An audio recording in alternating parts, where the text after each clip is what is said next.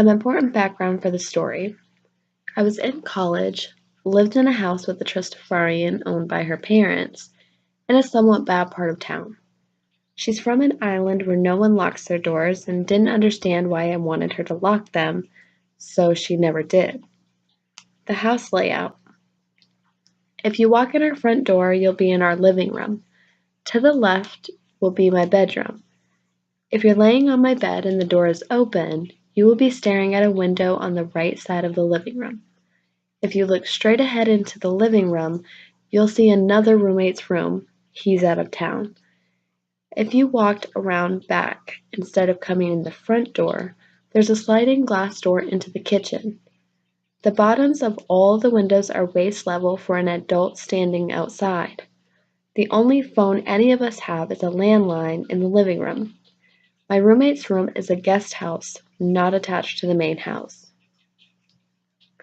One night, my roommate and her boyfriend are up late, and I lock the living room door in front of them and make a comment about it, then go to bed. I wake up a few hours later to a sound that I later realized is someone rattling the front door handle, trying to get in. I see under my door that the living room light has been left on. The sound goes away. I'm pretty freaked out, but manage to go back to sleep thinking maybe someone just had the wrong address, realized it, and went away. I wake up again and realize that someone is right next to my bedroom window. My bedroom is tiny, and the bed is basically right up against the window. My room is pitch black, but from the streetlight I can see the outline of a person, waist up, trying to look in. They're like 9 inches away from me, separated by the wall and window only. I see them reach for the window and try to open it. It's locked. I am fucking frozen. I have no idea if they can actually see me because of how dark my room is, and they're blocking any light that might get in. I try to lay as still as possible because I figure my changes are better if they don't know I'm in there.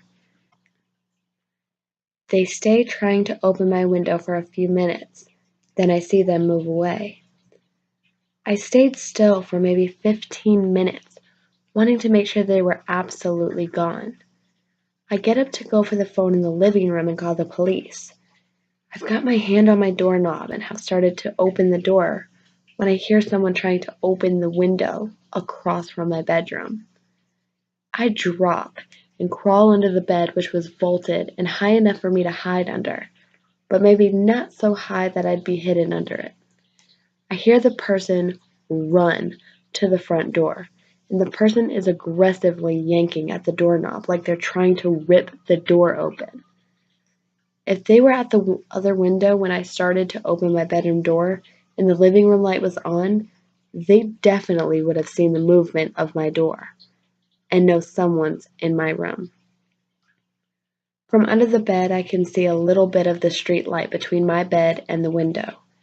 It changes enough and very abruptly that I'm pretty sure the person just popped in front of the window quickly, hoping to catch a glimpse. They don't make any sound or try and open the window, though. They stay there for like 20 minutes, or at least it felt like it, I really can't say. Then they go away and I hear nothing for a while. Then I get a repeat of this basic pattern. Person tries to yank on door, goes to my window, goes to living room window. 2 more times that night. I lay away on the floor, totally frozen in fear until dawn. And I mean full daylight dawn, not beginning to break dawn. I eye my window, crack my door and eye that window, bolt for the phone, call 911, and run back to the bedroom to wait for them. They couldn't really find anything that would indicate what the person wanted. There weren't really prints or clues that could use to figure this out. I have no idea why the person never went out back, because if they did, there's no way in hell my roommate had locked the sliding glass door. She never did, despite my constantly telling her to.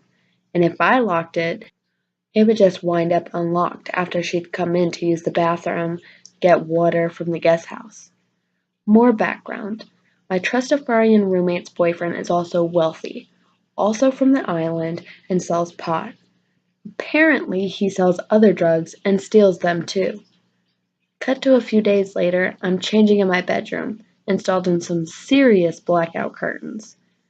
I've got on underwear and nylons and am topless, and I hear the glass door open, which I'm not alarmed about because my roommate and her boyfriend are home in the guest house. Suddenly, this total stranger bursts into my bedroom and starts screaming about his drugs. Where are they? Go get them, and a lot of incomprehensible shit. I start screaming, and my roommate and her boyfriend come in and scare the guy off, but they knew him. Apparently, my roommate's boyfriend had gone to a party, stolen a bunch of drugs, and brought them back to our house. Our house, which they refused to lock the doors of. I was on a lease, but I told my roommate that if she and her parents didn't let me out of it, I was reporting them to the police and suing. I have no idea if that guy had been trying to break in a few nights ago, if it was a totally unrelated person but wanted in for the same reason. Either boyfriend had stolen their drugs or they knew that he had them in general. Or if it was a random break-in attempt by someone who didn't go around back or try to break the windows for some reason. To this day, over 10 years later, I refuse to live in a house versus apartment because I can't be alone on the ground floor of a building, and even on a higher floor, my bed is always as far away from the window as possible, and my cell phone is always fully charged and right by my head. I also either keep a weapon in my room, or if I'm at a friend's or something, immediately take stock of what all I'm going to use as one if something happens. Random window lurker? Let's not meet.